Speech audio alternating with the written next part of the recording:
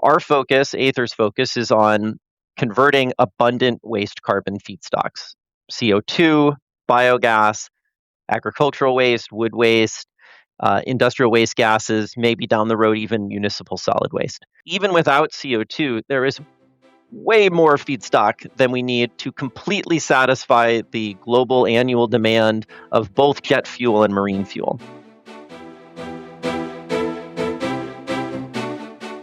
Welcome to Sustainability in the Air, the world's first podcast dedicated to sustainable aviation. I'm your host, Shashank Nigam, the CEO of Simply Flying.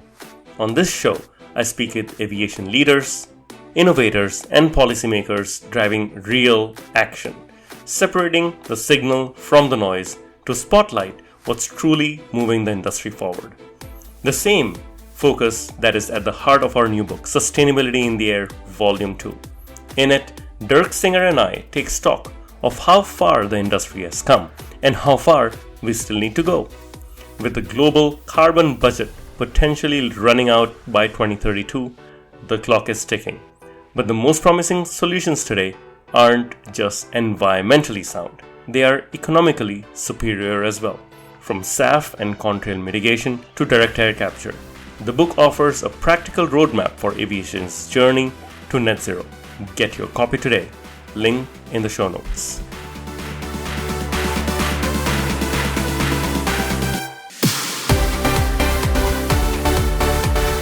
My guest today is Connor Madigan, founder and CEO of Aether Fuels, a company developing next-generation technology to convert waste carbon into low-cost sustainable fuels. With over $60 million raised and its first commercial-scale plant planned in Singapore, Aether is positioning itself to tackle one of the biggest challenges in SAF, cost and scalability. In this episode, Connor shares how Aether's Aurora technology works, why feedstock flexibility is critical, and what it will take to move from demonstration to commercial production in a market where economics, policy, and infrastructure all need to align. We specifically dive down into my original home country of Singapore, where I grew up, and how the ecosystem there is perfectly suited for scaling up technologies like Aether.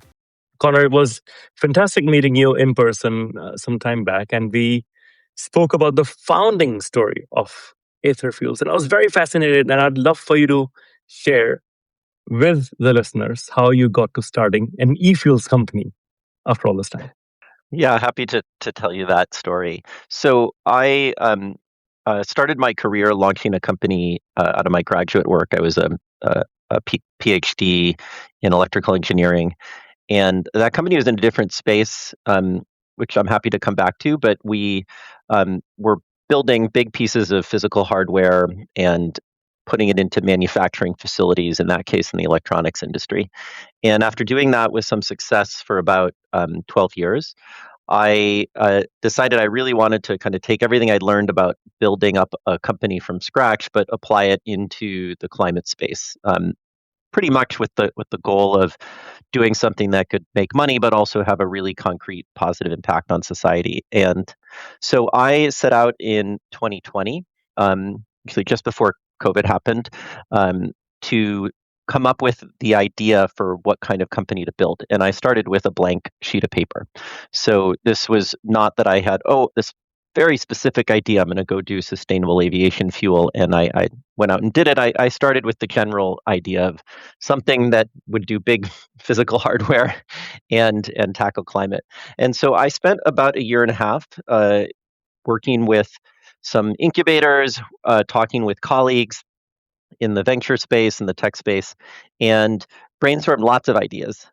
And the one that eventually took hold for me was the idea to do sustainable fuels that are drop-in compatible with existing infrastructure and enable industries that cannot electrify to decarbonize. And so that was sort of the set of constraints we wanted to focus on.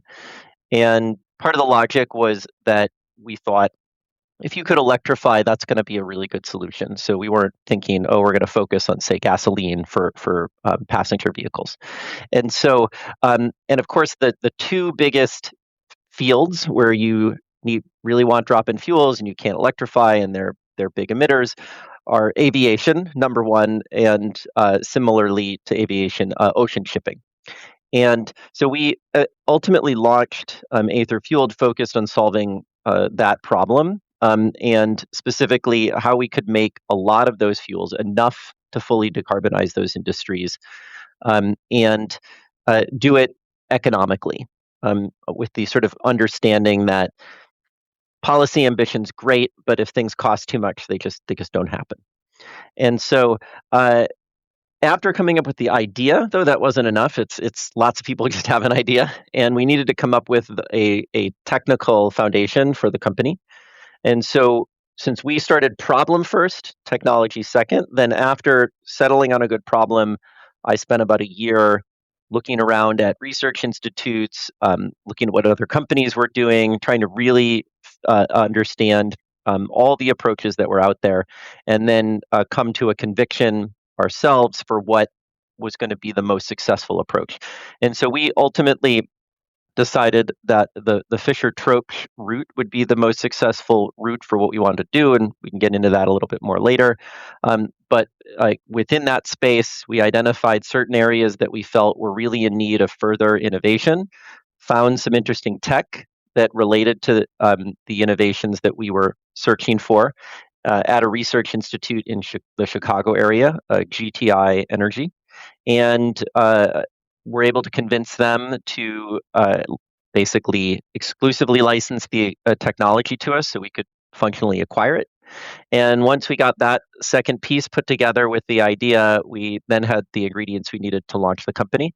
And so that happened in the second half of 2022, together with a great venture fund, Zora, XORA, Innovation, which is a part of Temasek. So that's kind of the quick story how I came from my previous field and got to start a SAF company. Wow, did you know? This is very, very fascinating. And having done Simplifying as a startup myself, as well as working with multiple other startups, it's so fascinating that this was not organic.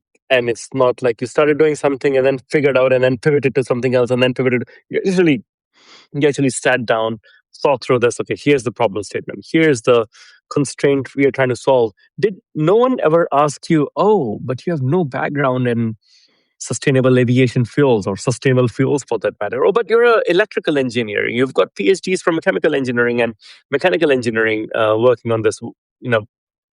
Did anyone push you back for being an outsider?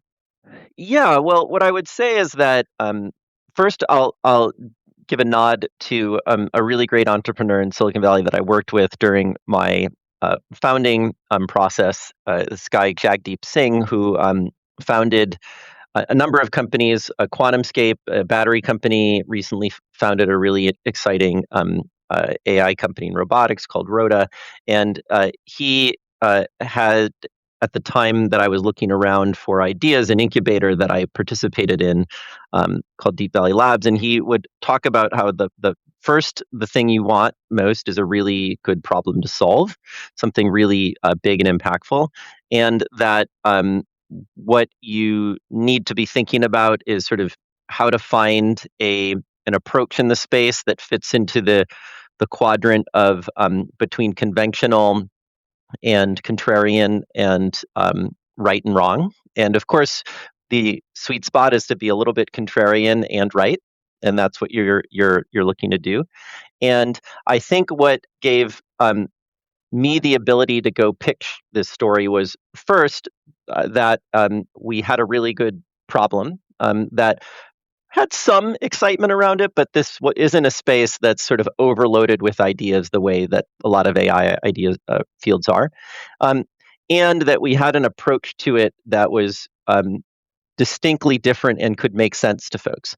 Now, all of that said, for me to go into a new space, just having a good story is not enough. I had to put in the work to basically become a strong enough technical expert that I could go convince people who were really deep domain experts that I was credible, that the story was credible, and that they'd want to work with me. And so this is a good segue for me to highlight that yes, at the very beginning, when it was just me, I was fortunate to have the backing of Zora, and the chief investment officer there, Phil Inagaki, and I got to know each other for about a year. And I think what he was drawn to was the idea of just backing a repeat founder in the deep tech space who was a deeply technical person. And he'd sort of formed a belief that that's like, the thing to do, that's more important than almost anything else, that you've had that repeat experience, because it's so easy in the startup world, in this field, in these deep tech hardware fields, to struggle to raise money, struggle to build teams, and sort of I know how to do that. But putting in that work on spending a year plus really immersing myself in chemical engineering allowed me to attract folks like our head of engineering, who came from Fluor. He was the what's called a fellow there, and that's the highest level technical expert. Was a really well-known guy in our particular field of syngas, and first being able to attract him, which took me 6+ months of persuading, um, uh, started to convince other people that, oh, I mean, this guy's a really smart expert. Like, if he thinks this is a good idea, that means something. And then one of our second big hires was Claudio Bertelli, who's our head of business development, and he was previously head of business development at LanzaTech. Before that was at UOP, and was doing the business development that rolled out the first eco-fining HEFA technologies.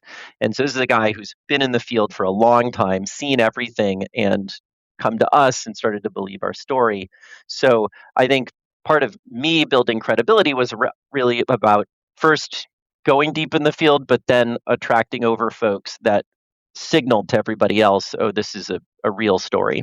Now, if you could just put a timeline to this, when did you start ideating around this? And maybe when was the last time you exited your first startup, and then how was the gestation period? And where are you today? How far have you come along? Yeah, I would say I launched the process of identifying what problem to work on in January 2020. So the whole arc of finding the problem and the technology and lining up the license and the funding was about 2.5 years. And during that time, I continued to do a lot of support to my previous company, because I helped recruit the executive team there, and was, I mean, maybe 50% consulting time for like a full year at least. Um, and uh, and then I spent some of that time working in incubators. So it wasn't all just sort of blank sheet of paper looking at a screen. But it was about 2.5 years to get there.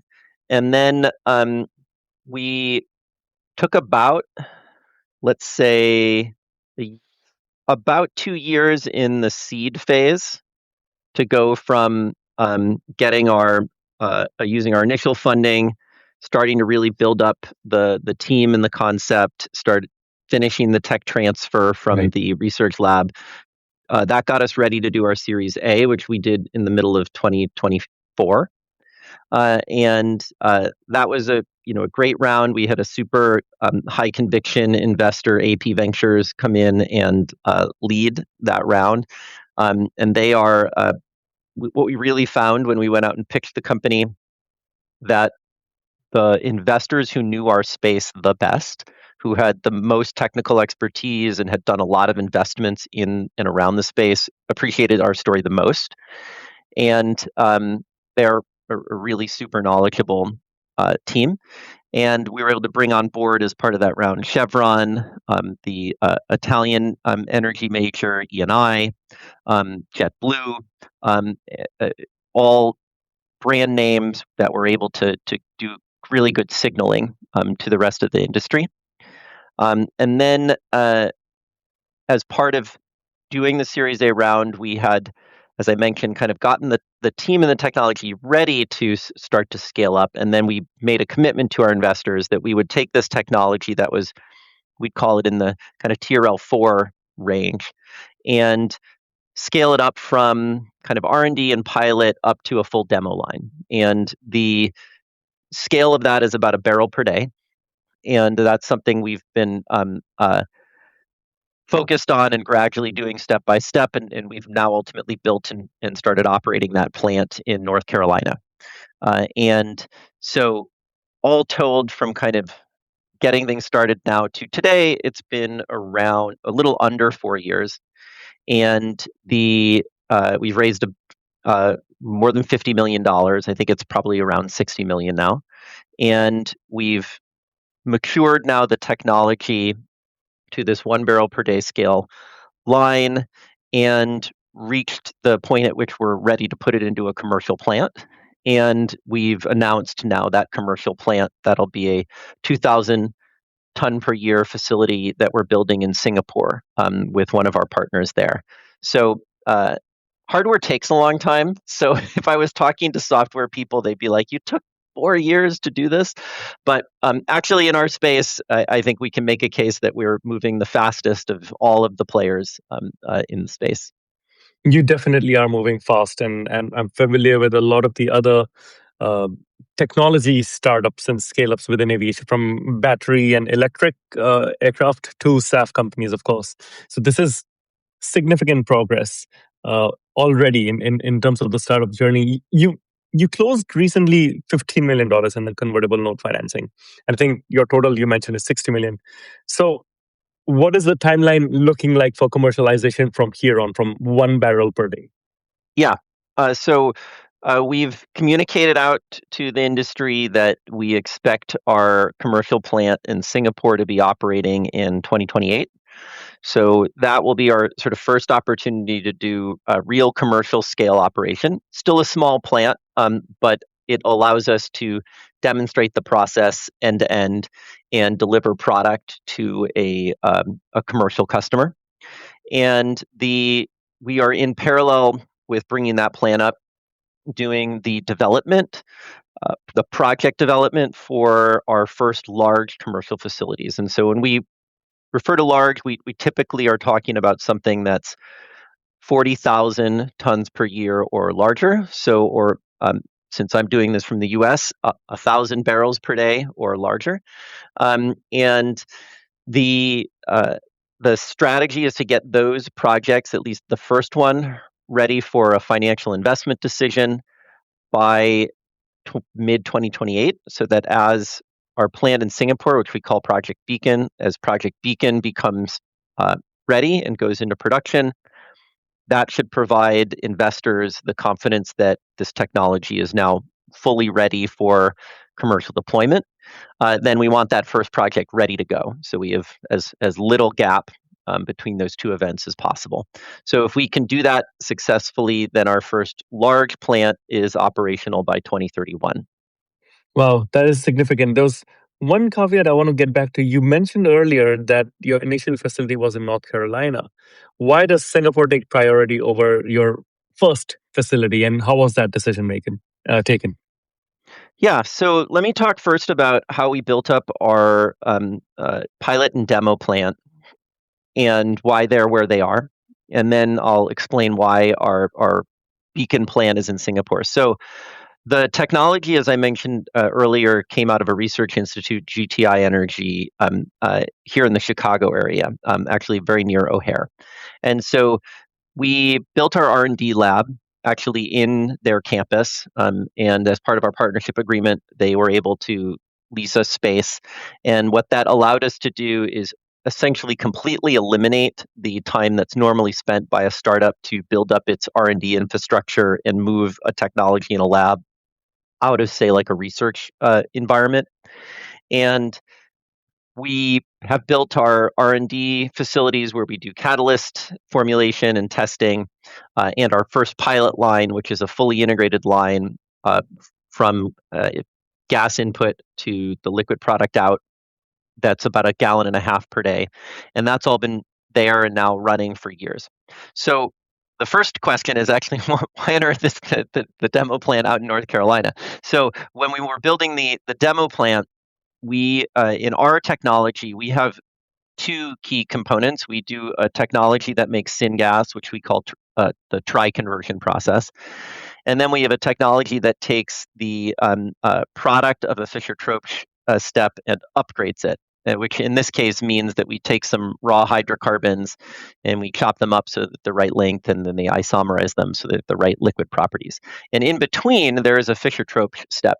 And so we are not a developer of Fischer-Tropsch. We work with third-party partners on that. And so for each of our development lines, we need to figure out like where the Fischer-Tropsch is coming from. So in the pilot line, it was small enough we just built it ourselves, no problem. It's kind of expensive to go build one at the barrel per day scale, and so we found a research institute, RTI, Research Triangle Institute, that already had a Fischer-Tropsch unit at about the right size. And so we decided to build our tri-converter and our upgrader at this demo scale and go deliver them over to the RTI facility in North Carolina, put it all together, and that saved us a lot of time, a lot of money to go do it together with them. Okay, so now time for us to go build a large facility. So for a larger facility, there's a lot more infrastructure that's needed. So there really aren't any research institutes in the US or really anywhere that are big enough to do something that big.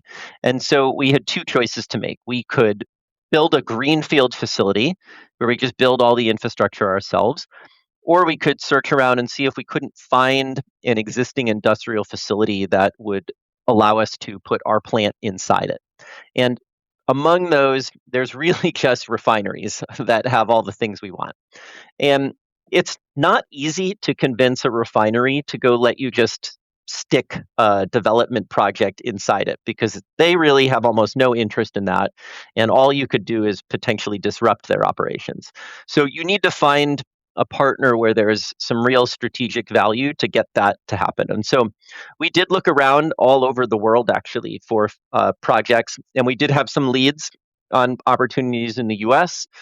We looked at some opportunities even outside the US, in South America and in Europe.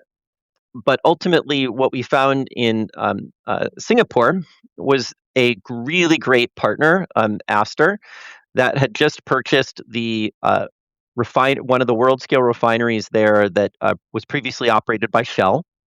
And they had a really strong conviction that energy transition technologies and opportunities would be big in Southeast Asia. And they were somewhat new onto the scene. They had been set up as a joint venture between a large Indonesian petrochemical company and the international commodity and mining company Glencore. And they wanted to really establish their presence, and working with us in the Singapore context was a great way to do that. I kind of skipped over it earlier, but we are a Singapore topco, and our anchor funding from that fund, Zora. So Zora's money comes from Temasek, which is one of the two large Singapore sovereign wealth funds. And Temasek is an incredible investor, has an amazing reputation worldwide, and is a very well networked inside of Singapore. And so through our relationships there, we were able to get ourselves in front of Aster, make the pitch that this could be a really high profile and exciting project. And they had extra space in their facility. And so things just came together. In fact, it was only like 10 weeks from when we had our first serious meeting that they said, yes, let's do it. And so we decided to just strike while the iron was hot and just move forward.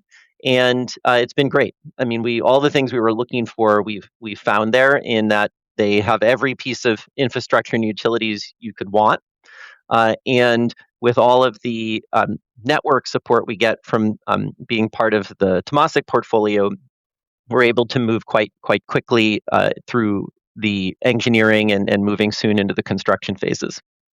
Wow, this is very fascinating, because what you're painting is a vision for an ecosystem. You had to find a refinery, you had to find all the related infrastructure, the governments, the subsidies, the incentives, the investor, Zora, which seems to have come together. What is it that Singapore is offering as an ecosystem which you found hard elsewhere? Yeah, I mean, one of the things we do highlight in the current climate is that there's a lot of value when we're doing these multi-year projects to having an ecosystem and government support that is following a very predictable set of policy. And I joke a little bit when I'm trying to make light of it, that I say the policy environment right now is very dynamic, to make it sound better than just completely unpredictable. um, and that unpredictability is really a challenge for folks like us who are trying to build sustainable products. And during the sort of initial development phase, we rely a lot on the initiative of policymakers to want to seed new industries that have this strong long-term sort of benefit for the economy. And so in our case, SAF is one of these industries. We have the potential to create these really interesting job creation engines where we're doing large-scale manufacturing of high-value products. We can contribute to energy security, and on top of that, help decarbonize. So all that's great, but it's more expensive than fossil jet fuel today. So we need policy support to help get things going. And so there are places in the world where there's good and consistent policy support. Of course, Europe is sort of maybe most famously so. But one of the other places is in Singapore. They have, for a very long time, been very clear about their commitment to decarbonization. They have an extremely high functioning and orderly civil service. They are very systematic, and if you build the relationship and partnership there and demonstrate your commitment to Singapore, they support you. And so after spending a few years doing that there, I've really come to be a big believer in that model. I love it. I think there are lots of countries, not just cities, that can learn from the Singapore model in encouraging tough tech. I won't say hard tech. Instead of hardware is tough tech, right? And that's important. What are some of the milestones you need to reach to get to 2028 goal of actual production in Singapore? Yeah, so we let me think about what would be like the most interesting milestones. So we expect to start breaking ground in the second half of this year. We will probably do a little bit of geotech work in Q3, but probably most of the real work will start in Q4. And actually, most of that work is going to be what we refer to in the industry as OSBL, outside the boundary limit, where we're basically just running pipes from all the different points in the Aster facility to come to the boundary of our facility. But actually, you won't see a ton happening inside the plot until 2027, because we are using a modular manufacturing strategy. And so relating to that, then we will, in the second half of this year, announce all of our partners and vendors that we're working with to build the plant. And we are generally not a company that likes to do a lot of publicity. One of my colleagues, or my head of engineering, Sanjeev, likes to remind me of the line in the fuel industry, that the empty barrel makes the most noise. So we try to make sure we're never being that empty barrel, and we'll announce things when there's something really to say. So, but in the second half of this year, we'll announce partners we're working with, like the EPC partners, the key technology vendors, manufacturing partners, and that'll be a significant milestone, because at that point we'll be sort of signaling to everybody that everything's all in flight. In the meantime, we are doing an investment round that we've just kicked off, and so we'll be aiming to get that done in Q3. And so far, things are looking very good. People are definitely responding to our strategy to go after the SAF market, and we are targeting to get to commissioning in the first half of 2028. So we'll kind of kick that off in Q1, and aim to get that completed by the middle of the year. And so right now it's mid 2028 to try to go into commercial operation. And this funding you're trying to raise, is this project financing or is this for the entire company? Yeah, so right now we're still focusing on Topco funding. So that's what we're doing now. It's a Series B fundraise, and but we are also starting to develop our first large projects, and so probably not this year that we will do any project-based financing, but into next year we will start doing more conventional project-based financing as we move into the large project phase of the business. Got it. Because you were like, if you look at companies like Infineon, which actually dedicated funding towards their Roadrunner project, it was project financing as opposed to just Topco, and then they got investment from other sources. So it's interesting to see how the structures. Um, we've talked about commercialization even before we spoke about the technology. Uh, let's talk about your feedstock, carbon. You're turning waste carbon into liquid fuels. Can you run us through this pathway and why this is ideal for you? Yeah, so that takes us back to how I was emphasizing in the beginning. We really need to start with a really good problem. So I gave you part of the problem, which is that the world needs sustainable fuels for aviation and ocean shipping because they got to figure out how to decarbonize. Um, but it's more to that because we do have some sustainable fuel today. You can go get SAF. There's not a ton of it, but you can go get it. And the technology that's used today converts waste fats, oils, and greases, most commonly used cooking oil, into SAF using a hydrotreating process, commonly referred to as HEFA, HEFA.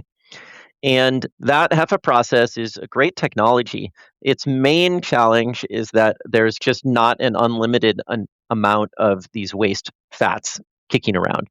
And people will argue a little bit about exactly how much there is, but if you account for the fact that those feedstocks can go to multiple different types of fuels, and it's not so easy just to turn them all into just SAF, people generally say that by the time we get to 2030 and the next tranche of mandates kick in, that the current HEFA technology will not be able to keep up with the global demand.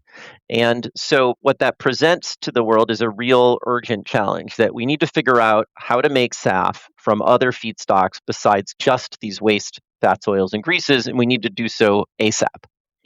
And so, that really is the more precise problem we set out to solve, which is how do we move beyond the HEFA feedstock constraint?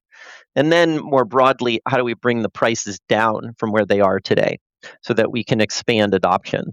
And so our focus, Aether's focus, is on converting abundant waste carbon feedstocks, CO2, biogas, agricultural waste, wood waste, industrial waste gases, maybe down the road, even municipal solid waste. And so those we've got lots of.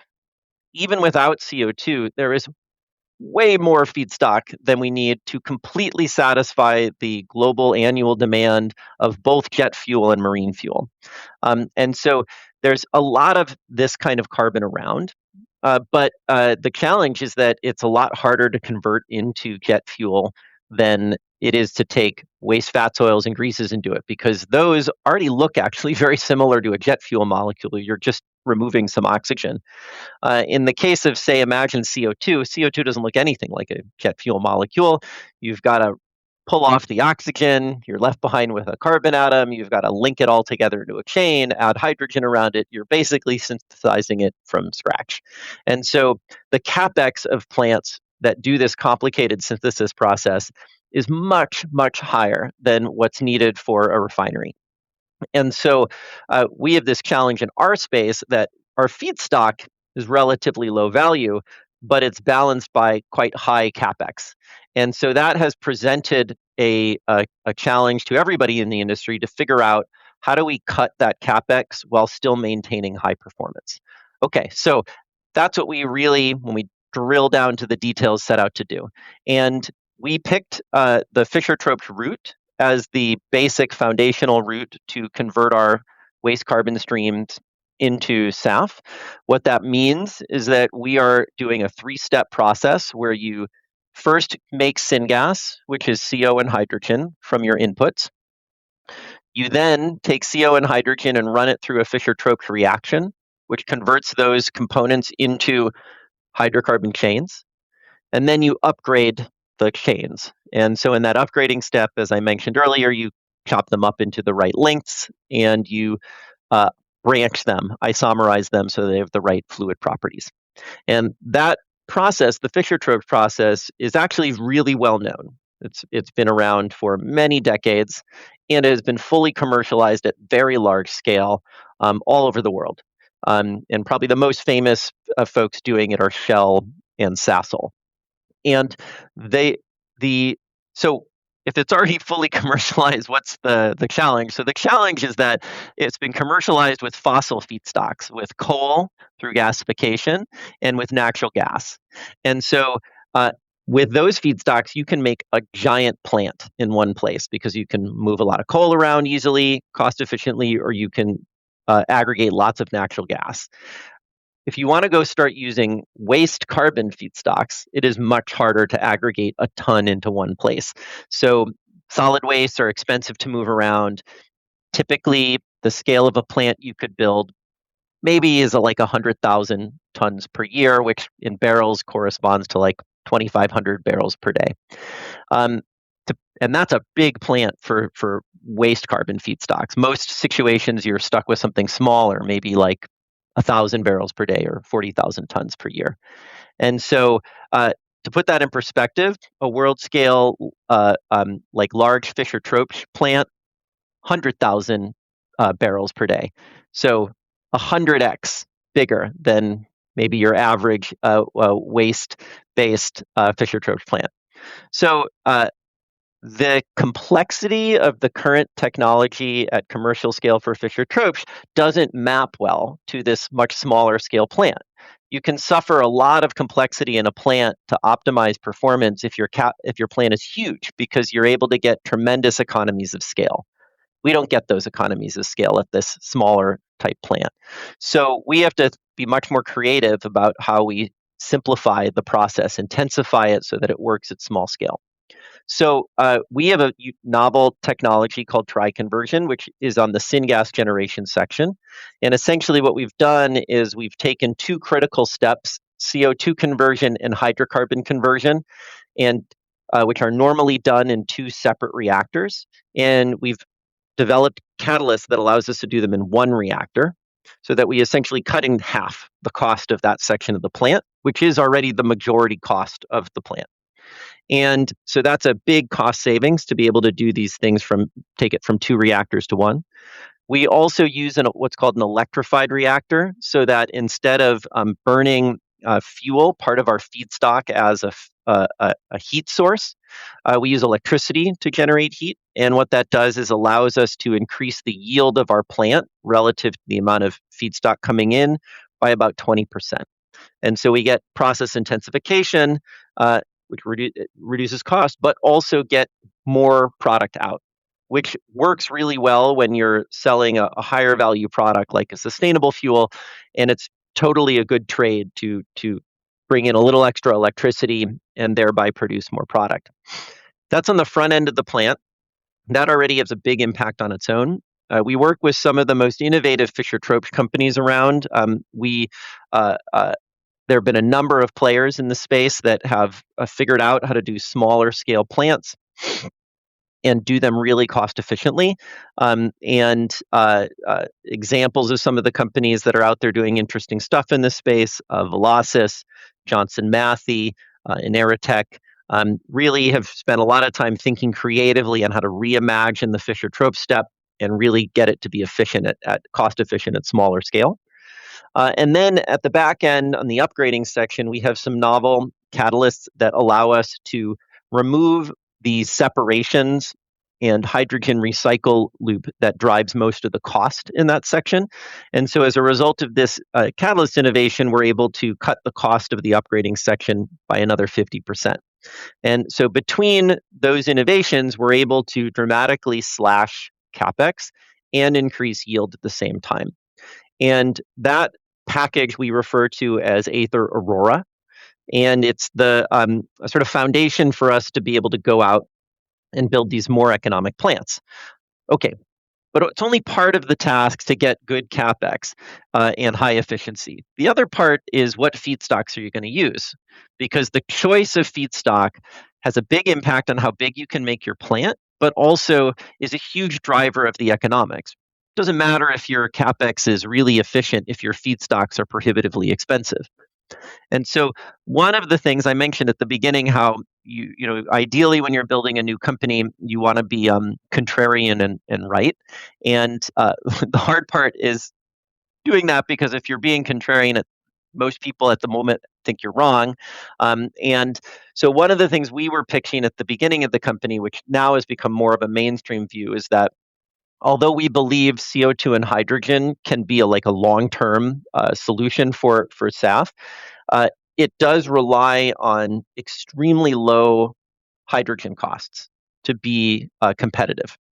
And when we looked in 2022 about what we thought the roadmap was going to be, we were not believers in the sort of more optimistic roadmaps for hydrogen prices and support for that industry.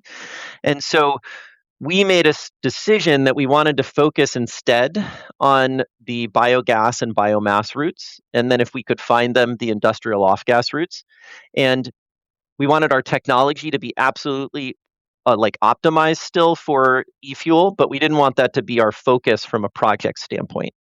And it was just we actually loved the idea of e-fuel and CO2 plus hydrogen, but we just couldn't get comfortable that the cheap hydrogen would be available.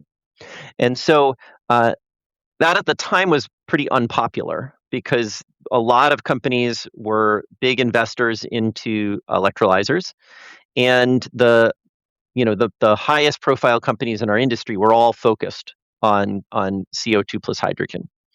And so, but we were convinced of our view, and so we've stuck with that. And I think nowadays, people are coming around to the idea that there's a lot of value in being able to go after these other feedstocks, which are much more abundant and economical today. And so our approach we refer to as being feedstock flexible. So we can use any of these feedstocks. We can absolutely do CO2 and hydrogen. We can do biogas. We can do the output of a gasifier, which lets us do ag waste, wood waste, and we can take industrial off gases.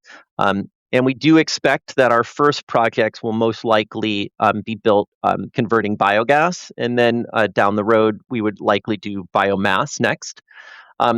But we continue to monitor developments in the hydrogen space, and so we would love to build some e-fuel plants as soon as it looks like that's an economical approach.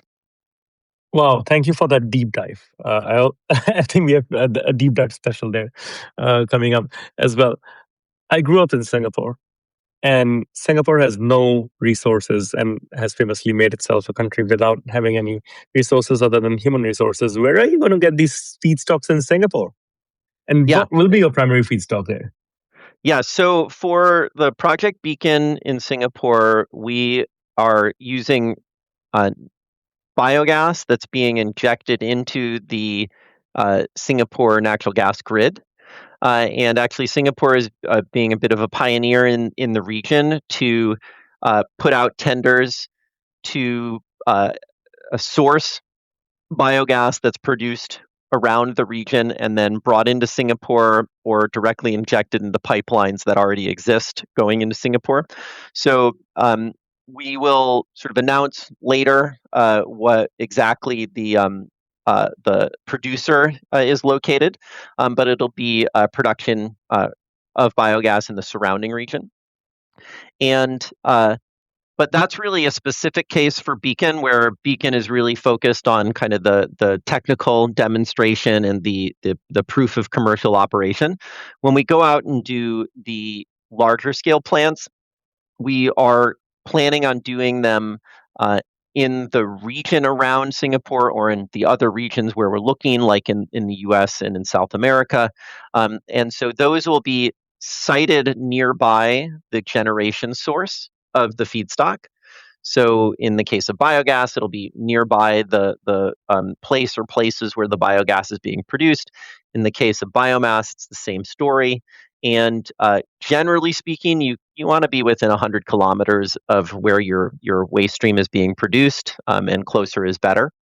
And actually, for that reason, when we've looked strategically at where we want to build plants, we have become quite vocal about really being a big believer in Southeast Asia and South Asia, because there is a really interesting mix of agricultural activity, which produces waste products that become feedstocks for us, and a surprising amount of active renewable power development, where since we use some electricity, we always like to also have good renewable power resources available.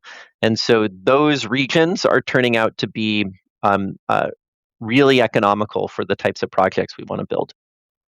Very, very interesting. Let's talk about the customer side of things. What kind of progress have you made in terms of selling offtakes, and how have the discussions been going on with airlines, airports, and others? Yeah, so we have two relationships that we've made public. So we have MOUs with JetBlue and Singapore Airlines, and so we can share that we've engaged and are engaging in discussions with them on offtake for future projects. We do anticipate having an announcement that we can make later this year on the offtake for Beacon. And we have projects that we have not made public yet, but that are under development that are for larger scale plants. And so we've kicked off discussions with, at this point now, probably 10 different airlines around off-taking that product. Strategically, we have not been interested in doing long-term speculative offtake on projects that don't exist yet. So it has been sort of our strategy, even though honestly investors have pushed us to go do offtake agreements, and we've pushed back and said it doesn't do anybody good to go do offtake agreements on plants that have not been built yet and that don't have firm economics. We just don't think it's smart. And so we have been engaging in building relationships with the airlines, and we're continuing to see interest. And we're actually seeing that the airlines we're speaking to seem appreciative of the fact that we aren't pushing for these kind of future-based offtake agreements and are instead trying to just build credibility and then bring to them concrete specific projects, and that's when we will get into the offtake discussions. So broadly speaking, though, the places where offtake is sort of most viable are the places where there's firm mandates, or very predictable incentive stacks that have sort of pricing history. And so in the U.S., if you're making domestic product, you can have build up a value stack, or if you're selling into the European market, and then more recently, we expect to see that there will be quite a bit of concrete activity in the Japanese and Singapore markets as their mandate policies come into effect. Got it. Well, Singapore is often touted as a very interesting example of a country that has put in a SAF policy that is progressive. It just bypasses a lot of the traditional roadblocks when it comes to fuel providers. Do you feel that right now, just like Neste is benefiting from this policy, you would get to benefit from this policy and just serve Singapore as a country and its need to continue to be a dependable air hub in the future? Yeah, I think it's worth briefly explaining how has Singapore approached this. So they decided to put in place a levy on tickets that would be the amount based on distance and fare class. And the approach is to then pool the money that they get from that levy and buy as much SAF as they can through a central buying agency. And then they would sort of retrospectively look back how much SAF they were able to get in previous years, try to project forward what SAF prices will be, and then based on their own internal target, adjust the levy so that they can hit their target. But functionally, what they've done is they've essentially removed the the price risk of SAF from the cost borne by the customer. So basically, if SAF is super expensive one year, it doesn't really affect the customer because that just means they'll buy less SAF. And if SAF is cheap one year, they'll buy more. And so they're not. They've. It's a smart strategy for mitigating the cost risk associated with this transition. And it also provides them the opportunity to have their central buying agency sort of do a mix of kind of classic open tender type purchases and also strategic purchases where they want to develop new vendors or approaches. So we think it's a super smart approach, and it allows them to manage the affordability question directly. And so I don't know if it'll be replicated in other places, but because it's sort of a first of its kind, and I imagine folks will wait to see how smoothly it goes. But we think it's a pretty cool strategy, so I wouldn't be disappointed if other countries adopt it. Very interesting. I'm still wondering about the feedstock in Singapore because once again, growing up there, I remember all of Singapore's electricity is LNG based. It comes from gas, not petrol, gas. And unless Singapore switches to some form of significant amount of renewable energy, you're never going to get truly green SAF. Is that an issue at all? Or because if you look at the entire CI score, for example, of end-to-end process, is that something that comes up, or you think you're beyond it? Yeah, well, there's always two things for us to so for Beacon, where we're doing that project. So since our strategy is Corsia to make a Corsia SAF suitable for Singapore's mandates, and there it's allowed to use to purchase RECs. And so there is actually a fair amount of domestic REC production, primarily through solar generation and then some biopower generation. And so for our electricity demands, we purchase grid power and RECs to make sure that we can get to the clean power. And all that's pretty expensive. And so for the Beacon project, that's definitely not our cheapest way to make the fuels. And so longer term, if we want to imagine, like, as I said, most of our vision for large plants is in the surrounding region where the feedstocks are located and it's a little easier to get renewable power. But if you wanted to imagine what would it look like to build a full-scale SAF plant in Singapore using our approaches, and probably the most practical way would be to do that with ag waste and wood waste. And so right now, pellets for those waste streams are actually traded and shipped all over the world. So regionally, we could source some of those pellets, some domestically, because there is some waste generation in Singapore, and then also across the strait in Malaysia or in Indonesia. And that would probably be the most cost-effective way to do production inside Singapore at scale. Sure. That does make sense. And as you scale beyond Singapore, is your goal to, Singapore is a big air hub. Is your goal to then continue just scaling the plant in Singapore, or what's the 20 to 30-year vision here? Or do you expect multiple Singapore-like plants in different parts of the world? Well, so the plants we want to build at the large scale are larger than the Beacon plant. So typically the smallest one we would build would be about 20 times larger than the Beacon plant. And then the target would be probably around 50 times larger. And so we aren't disclosing our roadmap of projects yet. We'll share some of those projects later. But we do anticipate, as I mentioned earlier, the first plant in 2031 would come online. That's a larger commercial plant. Say 40,000 tons per year.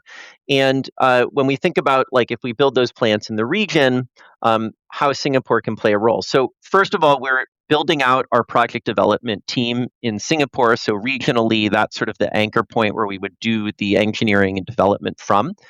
And then they remain one of the major refining hubs in the world.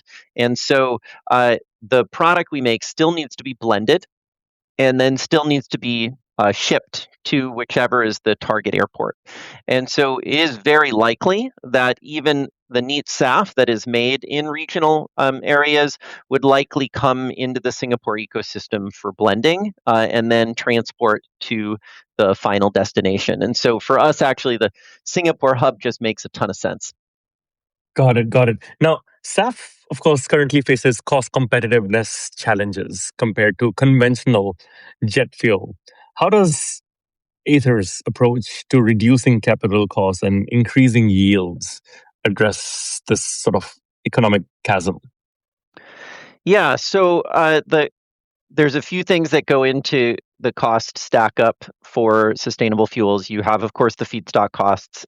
Then you have the capital return, and this is sort of the major drivers. There's a little bit of just ancillary OpEx costs, but basically, if you do feedstocks, and I include electricity as a feedstock in this space, so if you do feedstocks, including your renewable power and the capex return, that's the bulk of it.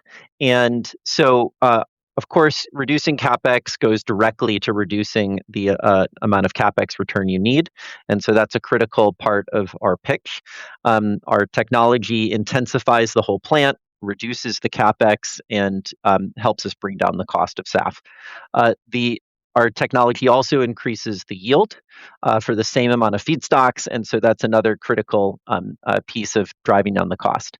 And then the last piece that is partly enabled by our technology, which is very intrinsically flexible in the types of feedstocks we can use, but also we have an approach to the market that is focused on how to find the most cost-effective feedstocks today, and then we'll progressively evolve the feedstocks we choose over time as the surrounding ecosystem develops, because we do expect over time there's a lot of uh, um, developments happening in the ecosystem around electricity and waste biomass, off gases, and so what's most cost effective today may not be most cost effective, in a decade. And so that flexibility of our technology lets us go to where things are most cost effective um, uh, at the time that we're building those plants. And so for us, what that means is that we expect our first projects to be able to produce SAF that uses these abundant waste carbon feedstocks that allow us to scale, but even from the beginning are cost competitive with the HEFA technology.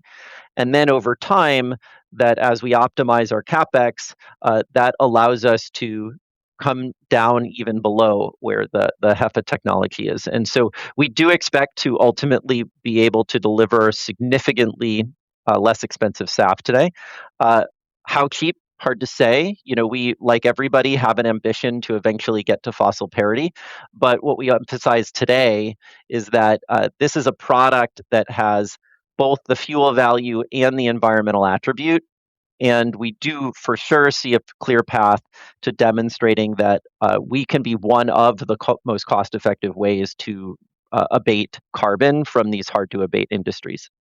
Right. I think this is an important point you shared where over time, cost of production for e-fuels will come down, whereas for HEFA and others may not at the same rate. Now, if you look, let's say, 10 years ahead, right? What do you feel is the single biggest constraint on scaling your model? Is it feedstock availability? Is it access to clean energy, like we said in Singapore, which is powered by electricity, is powered by LNG? Is it project economics? How do you ensure scalability 10 years from now, 15 years from now? So we believe that we have now the technology demonstrated and working well, and we think that what's in front of us now is a challenge around executing to scale, and the and if I then look ahead to what holds us back for the next 10 years, we think it's really around the project development process, the time it takes to do the engineering of these projects, the cost that goes into getting projects ready for FID, and then the bottlenecks around getting sufficient financing for projects. So we have been thinking creatively about how to address that. And I think over the next year and a half, we'll be we'll be able to bring some creative solutions also to that space. But as it stands right now, projects take like 3 years to get from concept to FID. And then sometimes they sit there for a long time and because they don't get funded. And maybe even a significant majority of projects just ultimately die because they couldn't get people interested. And so uh, we think we have the right technical solution to enable us to overcome a lot of those barriers. But we're going to be spending quite a bit of time to think about how do we move faster, move more cost efficiently, bring more more economical projects to FID so that we can break through that barrier.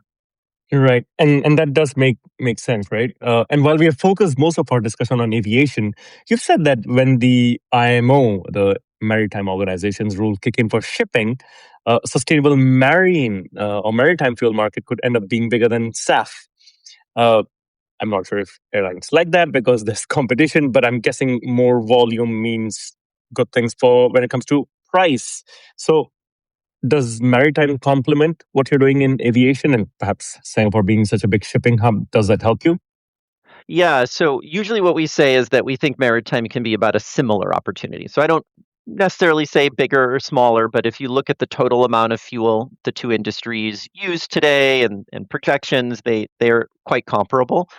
And actually, we believe that feedstock, once you move to this new generation of feedstocks that we use, are not the constraint. And in fact, we believe the economics could even get better when we have both industries available because in the Fischer-Tropsch route, you intrinsically would produce some SAF and some diesel. And you actually have to do a little bit of additional optimization of the plant to only produce SAF as a finished product. And so we don't really see it as necessarily competitive. And once both industries are big, we think it'll be a positive for the industry. We're confident there's enough feedstocks to service both industries. Sure, that makes sense, and hopefully, it's a growing pie for everyone. Now, I know we started this entire conversation with your startup experience, and this being not your first gig, not your first rodeo. You've previously co-founded Kativa, which was an OLED display manufacturing company. What lessons do you bring from there to SAF from your previous experience? Yeah, so I mean, one of the things that gave me the confidence to go build a new business after having done that was that I'd gone through really every stage of company building, from like the raw technology in a lab to a product that was running 24/7 in the field, in big factories. And so the technology arc felt now quite familiar. And I have taken lots of lessons from that experience around what teams I believe you need at the different stages of the company, what kinds of investors that you want at the different stages of the company, and how to strike the balance between pushing your team hard to move fast, but also keeping them balanced enough to know that you don't want to burn them out like it's a marathon. I tell my team that all the time that we can't sprint the whole time or we won't make it. And so um, a lot of that experience I've been able to take over. But also part of what's been fun has been the opportunity to apply this all to a completely new domain. So I've gotten to learn chemical engineering from scratch. I joke with my team that to me everything is physics because I was trained really originally as a physicist, and I actually still kind of think that's true. But it's really been one of my favorite things to do is getting a chance to learn a new field, and that I've gotten to do with Aether. Wow, this is so exciting, and thank you for sharing your entire journey from the first startup to the second one to Singapore to scaling this. It's been fascinating to learn. Now, the final part of this interview, Connor, is what we call the rapid fire round, in which we get to know you a bit more personally. And you have to reply to me in one word or a short phrase. So we'll start something simple, like what's your favorite airline? Singapore Airlines, Of course, an loaded easy question there. choice, an easy choice. How about your favorite airport? SFO. Okay, yeah, good choice there. How I really about like your? for me, what's most important is how long does it take to get from any one gate to any other gate? And SFO does a great job on this. Yes, yeah, can't say the same thing about Denver or Charles de Gaulle, for example. Or Heathrow. No, let's not even get there. Um, what's your favorite book? Cloud Atlas. Cloud Atlas. Okay, I'm gonna go check it out. I'm a Favorite fiction movie? guy, so all of my Fiction. favorite Okay, things are fiction. Yeah. okay, Um, okay. I uh, did you say favorite movie? yes. Yeah, Moonlight. I love how prepared you have come for this rapid fire round. What do you do in your free time? I'd say the two things I do the most: cook and play tennis. You cook. All right. What do you cook? I'm more of a baker than like the sort of cooking like main courses, and I find lots of scientists like baking because it's science you get to eat. It's physics, Yeah, chemistry. chemistry. Okay. Is baking something you picked up in during the pandemic?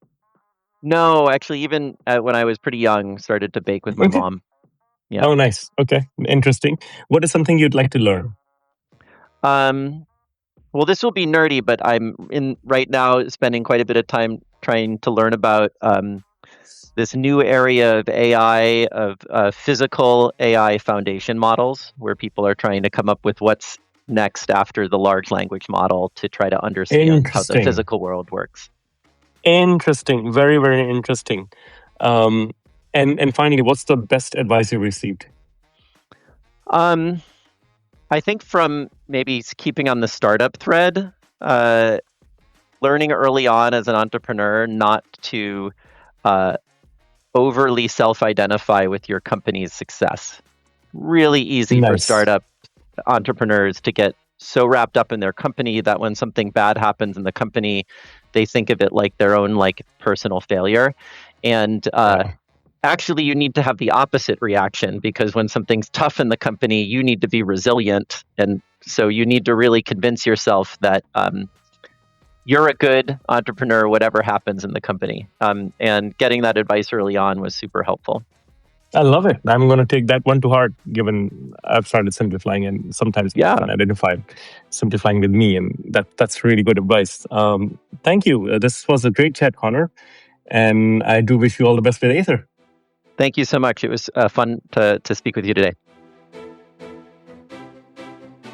Thank you for listening to this episode of Sustainability in the Air. Aviation is one of the hardest to decarbonize industries, yet there are multiple paths to get to net zero. Awareness is key to a green future. So please give us your support to help our sustainable aviation insights reach a wider audience. You can do this by sharing this episode on your network, on LinkedIn, Twitter, or even WhatsApp. Or perhaps you might consider leaving a review on Apple Podcasts, Spotify, or wherever you listen to this episode. You can start a conversation with us by writing to us at podcast@simplifying, that's simply with an i.com. And for more content on sustainable aviation, please visit our website green.simplifying.com and join the movement. Sustainability in the Air is an original podcast by Simplifying. The show is produced by Juraj Toth in Slovakia. Dirk Singer is our Director of Sustainability, who leads research for each interviewee out of Greenwich, UK. Shubhadeep Pal is our Supervising Editor based out of Mumbai and Singapore. The articles are written by Ayushi Badola in Dehradun in India and Mira Hull in Montreal, Quebec. Creative design is led by Lihia Esteve in Montreal. Baiba Drimen is the project director for the show based out of Valencia, Spain. Special thanks to Wendy Sim in Singapore. And I'm Shashank Nigam, the CEO of Simplifying and your host. Please feel free to connect with me on LinkedIn.